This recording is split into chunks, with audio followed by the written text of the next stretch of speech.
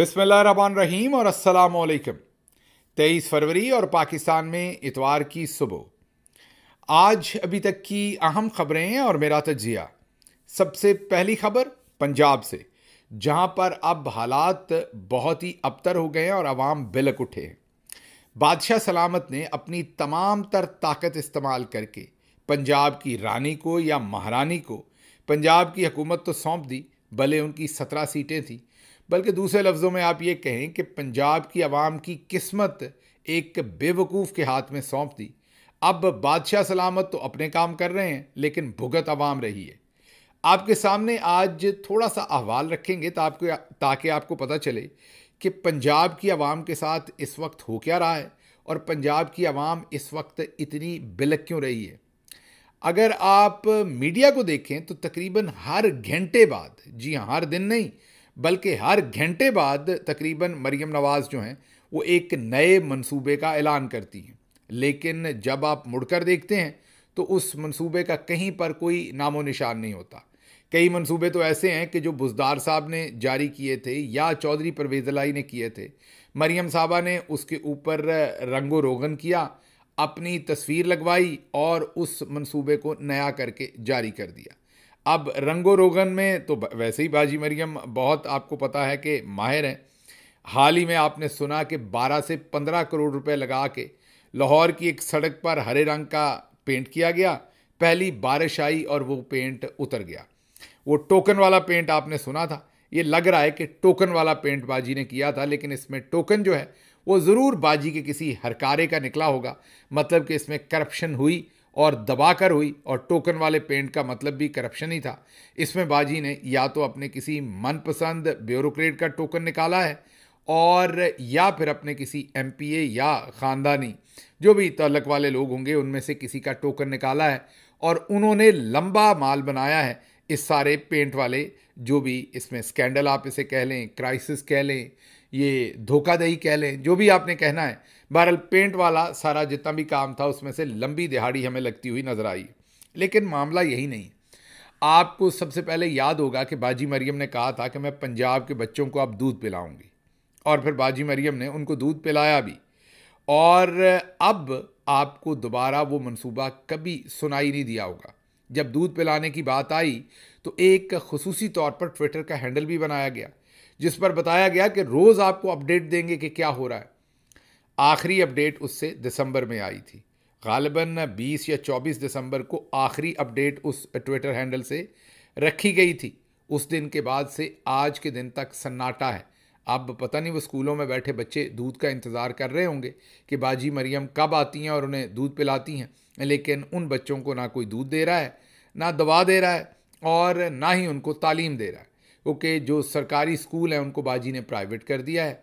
जो उनको जहाँ से दवाई मिलनी थी, वो जो बेसिक हेल्थ यूनिट थे, उनका हमने आपके सामने पिछले वीलॉग में अहवाल रखा था कि बाजी ने उनको भी प्राइवेट कर दिया है। अब वहाँ भर्तियाँ होंगी, पैसा बनाया जाएगा, और उसके साथ साथ नए बच्चे पैदा ना हों, क्योंकि फिर दूध पिलाना पड़ेगा उन्हें, जो कि हम पहले ही नहीं पिला रहे। तो उनके लिए जो कंट्रासेप्टिव्स या बर्थ कंट्रोल के जितने भी मटेरियल्स हैं उन पर भी अब बाजी की तस्वीर लगाने की ज़िद है मरियम औरंगज़ेब साहबा की तरफ से। ये सारे हवाल तो हमने आपको बताए, लेकिन आगे चलते हैं। सिर्फ इतना नहीं, स्कॉलरशिप प्रोग्राम, आपको याद होगा ये प्रोग्राम इमरान खान साहब का था और इसको देख रही थी सानिया नश्तर साहबा। उसी प्रोग्राम पे मरियम साहबा ने दोबारा फ़ोटो लगाकर उसको जारी कर दिया, लेकिन उसके बाद उसका कोई फॉलोअप नहीं है। फिर धीरानी प्रोग्राम, जिसमें हाल ही में स्कैंडल, हम नहीं कह रहे, पाकिस्तान के न्यूज़पेपर्स ने और टेलीविजन्स ने, फॉर एग्जांपल ARY ने ब्रेक किया था वो स्कैंडल कि किस तरीके से मरियम नवाज़ की टीम उस पर पैसे खा रही है।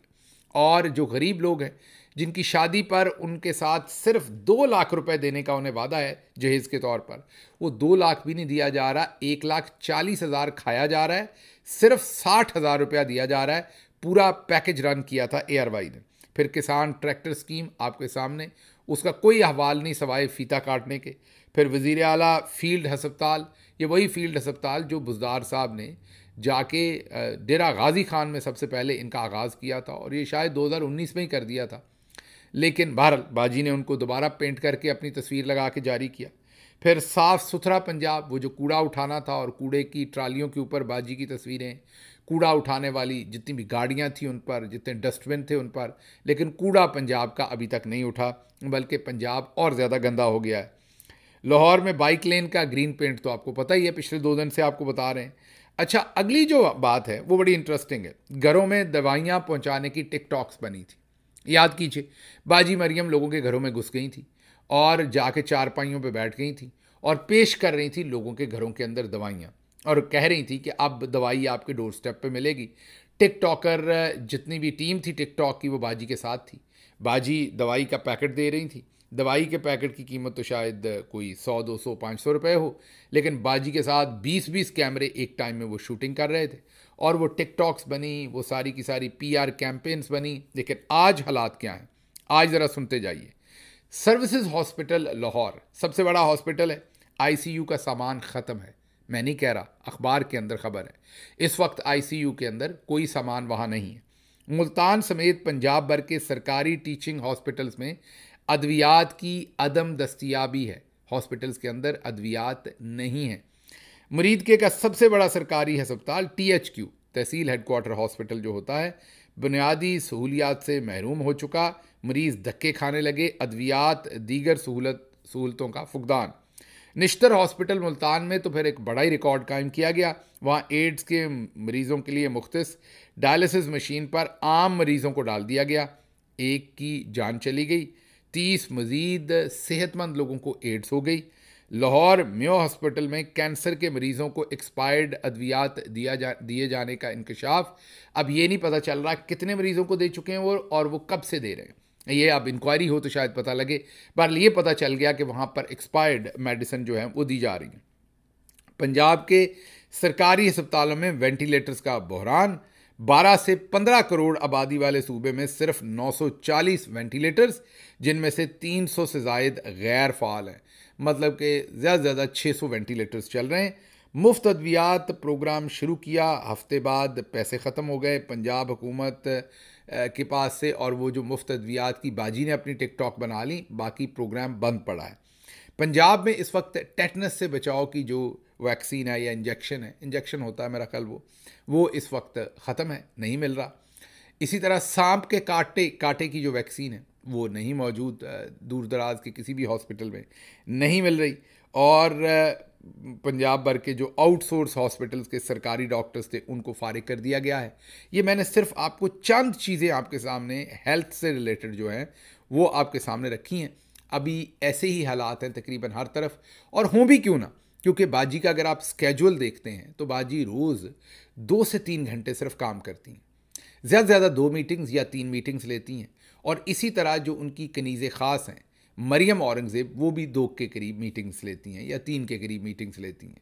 अब आप कहते होंगे कि बाजी ऐसा क्यों करती हैं। आपको याद होगा शहजाद अकबर साहब ने बताया था कि आर्मी चीफ साहब ने फरमाया था कि एक तो ये तकरीर बहुत अच्छी करती हैं और एक अपने आप को कैरी बहुत अच्छा करती हैं। अब आपको बाजी मरियम की जो जहानत है उसका तो पता ही है। याद कीजिए इकबाल के मज़ार पर जब तशरीफ़ लेकर गई थी और वहाँ पर की लिखते हुए कितनी बार काटना पड़ा था। तो सोचें, ऐसे दिमाग के साथ जब तकरीर तैयार करनी होती है तो कितनी मुश्किल होती होगी। फिर दूसरी उनकी खासियत है कि वो कैरी बहुत अच्छा करती हैं, उसके लिए उन्हें तैयार होना पड़ता है, उस पर भी घंटों लगते हैं। तो फिर ऑफिस के लिए तो 2-3 घंटे ही बचेंगे। तो इसलिए उनका जो स्केजुअल है, ये कोई तज्जिए की बात नहीं है, स्केजुअल भी यही कहता है जब हम देखते हैं। तो ये तो जनाब मेहरबानी चौधरी निज़ामुद्दीन साहब ने पाकिस्तानियों पर की हुई है, अब आप भुगतें। दूसरी खबर आपके सामने रखते हैं अडयाला जेल से। अडयाला जेल से बहुत ही ख़तरनाक किस्म की इस वक्त खबरें आ रही हैं। एक खबर तो महर शराफत साहब ने दी, जो कि पाकिस्तान तहरीक इंसाफ की तरफ से इलेक्शन लड़ा जिन्होंने, और मरीम नवाज़ को हराया, और मरीम नवाज़ को फिर फॉर्म 47 पर जितवाया गया और चीफ मिनिस्टर बनवाया गया। महर शराफत उनका नाम है। उन्होंने बहुत ही ख़तरनाक खबर दी है इमरान खान साहब के बारे में। मैं पूरी पढ़ता नहीं, ट्वीट आपके सामने रख देता हूँ। उन्होंने बताया कि कैसे उनका खाना बंद कर दिया गया है। उन्होंने बताया कि कैसे उनका जो सेल है उसके अंदर बहुत सारी ज़्यादतियाँ हैं, मक्खियाँ हैं, वहाँ पर कीड़े हैं, बाथरूम का जो सारे का सारा निकास का निज़ाम है वो बंद कर दिया गया है। खान साहब को तोड़ने के लिए बहुत ज़्यादा इस वक्त जुल्म किया जा रहा है। ये महर शराफत साहब ने जो है वो बताया। अच्छा, इसके साथ एक टाउट सहाफ़ी हैं हमाद हसन साहब, उन्होंने भी उससे पहले महर शराफत की ट्वीट से पहले उन्होंने कहा कि इमरान खान की अडयाला में अचानक तबीयत ख़राब हो गई, शाम को वर्जिश के बाद चक्कर आ गए और इमरान खान ज़मीन पर गिर गया या नीचे गिर गए।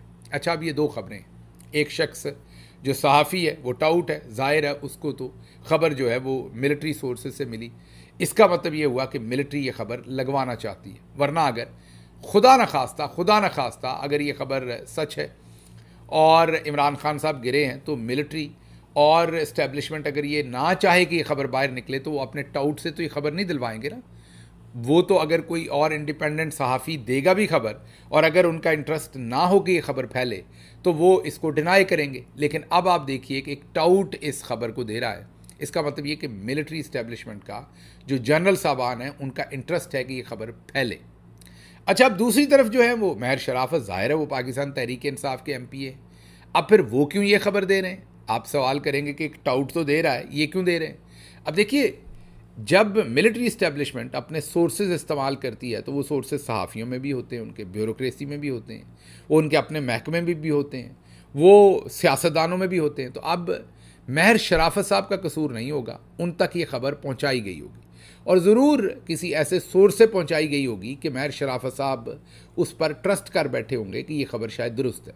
अब यहाँ पर एक बहुत फाइन लाइन है, वो हमें भी फेस करनी पड़ती है और महर शराफत को भी फेस करनी पड़ी होगी। वो ये है कि अगर हम तक कोई ख़बर पहुंचती है, जैसे अभी ये जो खबर है इसको मैं अगर रिपोर्ट ना करूं और कल को खुदा न खास्ता खान साहब के साथ इन्होंने वाकई कोई जुल्म किया हो तो आप सब कहेंगे कि ये देखें इन्होंने जानबूझ के शेयर नहीं किया, ये सब भी उधर मिले हुए थे। या अगर मैं हतमी तौर पर इस टाइम कहूँ कि नहीं खान साहब बिल्कुल ठीक हैं और कल को ये बात इस तरह ना निकले तो आप कहेंगे कि ये देखें गिल साहब ने झूठ बोला, डॉक्टर गिल ने झूठ बोला, ये भी मिले हुए थे। इसलिए मिलिट्री इस्टेब्लिशमेंट जनरल साहबान जो हैं वो जो बयानियाँ देना चाहते हैं वो फिर कई दफ़ा बहुत ही मुसद्दका ज़राए से मार्केट के अंदर फैलाते हैं और फिर जिस दोस्त तक पहुंचती है वो देखता कि यार ये जो ज़रिया है जिससे ख़बर आई है ये ज़रिया तो अच्छा खासा है, तो फिर उसका दिल दहल जाता है, उसे लगता है कि ये बात मुझे आवाम से शेयर करनी चाहिए। अब इसमें मेरा तज्जिया क्या है? मेरा तज्जिया ये है कि हमें इमरान खान साहब की फ़ैमिली की तरफ देखना चाहिए। हमें देखना चाहिए कि उनके ख़ानदान के लोग क्या कहते हैं और उनके करीबी वकला क्या कहते हैं। हमें इंतज़ार करना चाहिए, पैनिक में नहीं जाना चाहिए। आप कहेंगे कि आप हतमी तौर पर हमें क्यों नहीं बता देते कि वो ठीक है या नहीं है? जो मेरी इस वक्त की इतला है वो तो यही है कि वो ठीक हैं, लेकिन मैंने दोबारा कहा कि मैं हतमी तौर पर ये बात इसलिए नहीं बता सकता कि इन लोगों का कोई एतबार तो है नहीं। ये लोग, आपको पता है कि ना इनका कोई दीन है, ना ईमान है, ना इनकी अखलाकियात हैं। कल को अभी ये फॉर एग्ज़ाम्पल बाहर ख़बर आए कि वो ठीक हैं और कल को ये वाकई कोई जुल्म करें तो फिर आप कहेंगे मैं इनके साथ मिला हुआ हूँ जो झूठ बोल रहा था और मैं आपको झूठी तसल्लियाँ दे रहा था, जबकि अंदर इमरान खान साहब के साथ हालात वाकई इतने बुरे थे। तो इसलिए मैं दोस्तों से सिर्फ ये गुजारिश करूँगा कि थोड़ा एहतियात से हम सब ने काम लेना है, क्योंकि जाहिर है एक तरफ मिलिट्री इस्टेब्लिशमेंट पैनिक फैलाना चाहती है। मिलिट्री इस्टेब्लिशमेंट का मतलब बार बार मैं आपको बताता रहता हूँ कि जनरल आसिम मुनीर साहब और उनके करीबी साथी हैं, और दूसरी तरफ जाहिर है सेंसिटिविटी भी है हम सब की।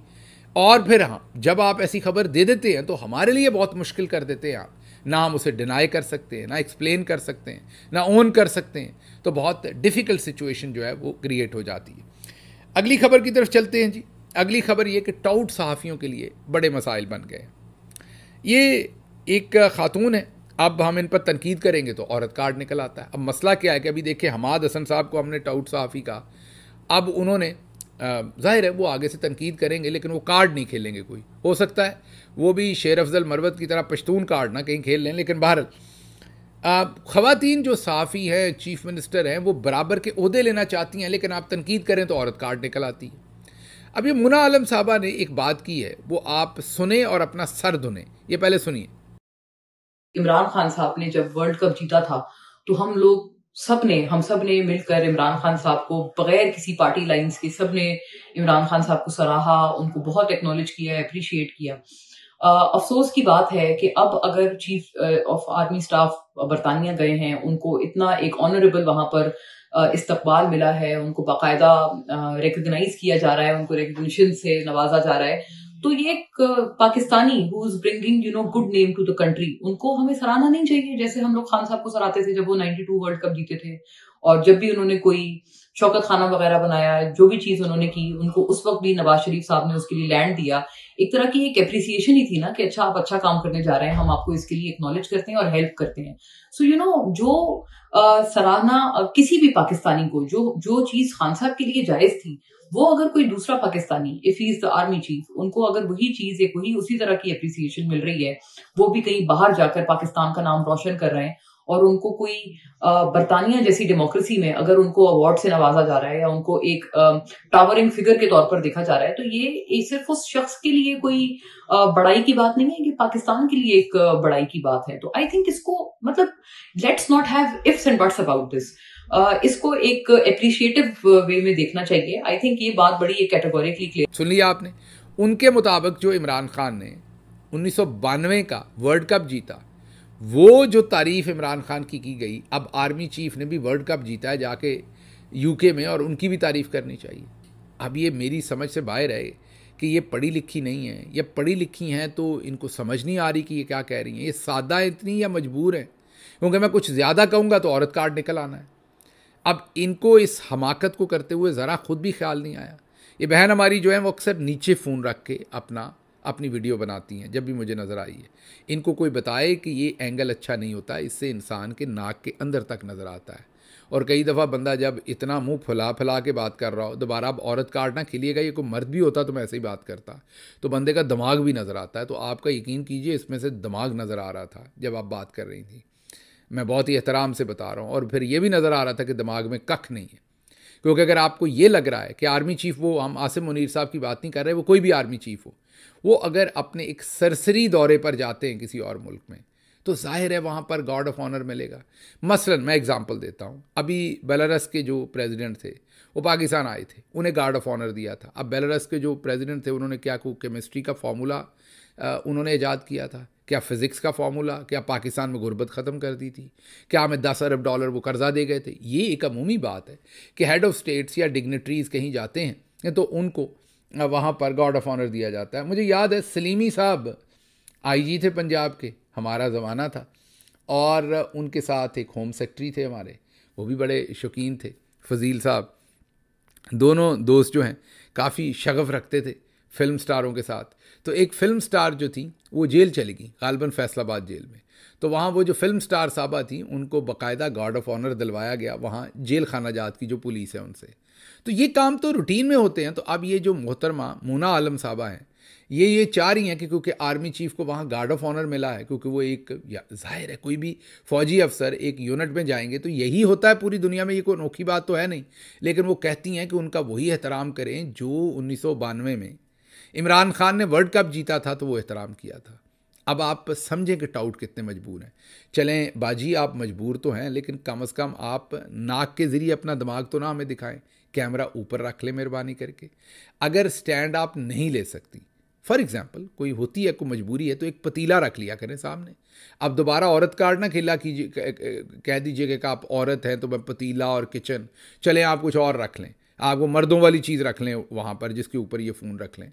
तो आप ज़रा थोड़ा सा या 2-3 ईंटें रख लिया करें सामने और उसके ऊपर फ़ोन रख लिया करें, ताकि आपका यहाँ से नीचे से दिमाग नज़र ना आए, दिमाग नज़र ना आए, बल्कि सामने से मेहरबानी करके कैमरे में आप बात किया करें। काम तो आपने यही करना है, बात तो आपने यही करनी, पैड़ी करनी। और दूसरा, बार बार मेरी एक और गुजारिश है, जब भी आपकी वीडियो ज़ाहिर है हमें देखनी पड़ती है, आप बार बार मुंह पे खारिश क्यों करती हैं? क्या एक्नी है? क्या मसला है? मसला क्या है? किसी रेलिवेंट डॉक्टर से कंसल्ट करें। दोबारा औरत कार्ड ना निकाल लीजिएगा। ये कोई मर्द भी होता तो मैं उन्हें यही कहता।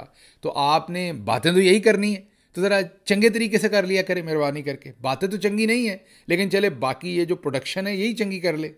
अच्छा जी, आगे चलते हैं। अगली खबर जो है वो शहबाज शरीफ साहब कहते हैं कि मैं जहाँ भी जाता हूँ लोग कहते हैं बखारी आ गया, मांगने आ गया। आपको लग रहा है कि मैं मजाक कर रहा हूँ? सुनिए। मैं खुदा की कसम जब बाहर जाता हूँ तो दुआ करता हूँ कि या अल्लाह मेरे जो बरादर मुल्क के जो सरबराह हैं वो ये न समझे कि मैं कुछ मांगने आया हूँ। लेकिन वहां पर खदशा यही होता है कि ये पाकिस्तान से ये आया है और पीछे एक जो सियासतदान आया था उसने कहीं कहा कि ये शहबाज शरीफ बाहर जाता है तो पैसे मांगने जाता है। सुन लिया आपने, उन्होंने कहा वो इसलिए कहते हैं कि एक पहला वज़ीर आज़म था वो मुझे भिखारी कह गया था, इसलिए मैं जहाँ भी जाता हूँ मुझे लोग भिखारी कहते हैं।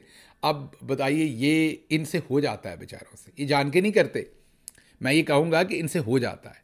ये जब चचा भतीजी बोलते हैं, कोई ना कोई नई मीम दे के जाते हैं और आपको हंसने के अगले कई दिन दे के जाते हैं। अब देखिए, कई दिन से ये खामोश थे और तमाम तोपों के रुख जो हैं वो आर्मी चीफ की तरफ थे, DGISPR की तरफ थे, मरीम नवाज़ की तरफ से। लेकिन शहबाज शरीफ ने कहा मैं पीछे क्यों रह जाऊं, उन्होंने भी चलती मशीन के अंदर उंगली दी है और अब उन्होंने मामला जो हैं वो अपने लिए ख़राब किए। अच्छा जी, सिंगापुर, तुर्किया, यूनान समेत 13 मुल्कों से 36 मुसाफिरों को डिपोर्ट कर दिया गया या पाकिस्तानियों को डिपोर्ट कर दिया गया। ये नंबर बढ़ता जा रहा है, हर दूसरे दिन हमें ये नंबर मिल रहा है कि पाकिस्तानियों को डिपोर्ट किया जा रहा है। इसके ऊपर भी कोई स्ट्रेटजी बननी चाहिए, इसके ऊपर भी कोई बातचीत होनी चाहिए। हमारी समझ से बाहर है कि इतने सारे पाकिस्तानियों को एक ही टाइम में क्यों, मसलन थाईलैंड, अमारात, सऊदी अरबिया समेत, एक दूसरी खबर है, वहाँ से 30 पाकिस्तानियों को बेदखल किया गया है। एक तरफ 36 मुसाफिर, दूसरी तरफ 30 मुसाफिर। ये आप ज़रा गौर कीजिए कि ये नंबर दिन ब दिन जो है वो बहुत ही बढ़ रहा है। अच्छा जी, गुजरावाला में बाबा गुरु नानक जी के नाम से मंसूब शाहरा का नाम तब्दील करके वहाँ मुस्लिम लीग नून के किसी लोकल रहनुमा के नाम पर रख दिया गया है, जिस पर सिख बरादरी जो है वो प्रोटेस्ट कर रही है। हरमीत सिंह ने इसके ऊपर ट्वीट भी किया है, बात भी की है, लेकिन इनको कौन सी शर्म आनी है। इनका बस चले तो ये तो गुरुद्वारे पर भी अपना नाम लिखवा लें, मतलब इनका बस चलने की ज़रूरत है। मुझे बहरहाल यहाँ से दीजिए इजाज़त। अल्लाह आपका हामी और नासिर हो। पाकिस्तान जिंदाबाद।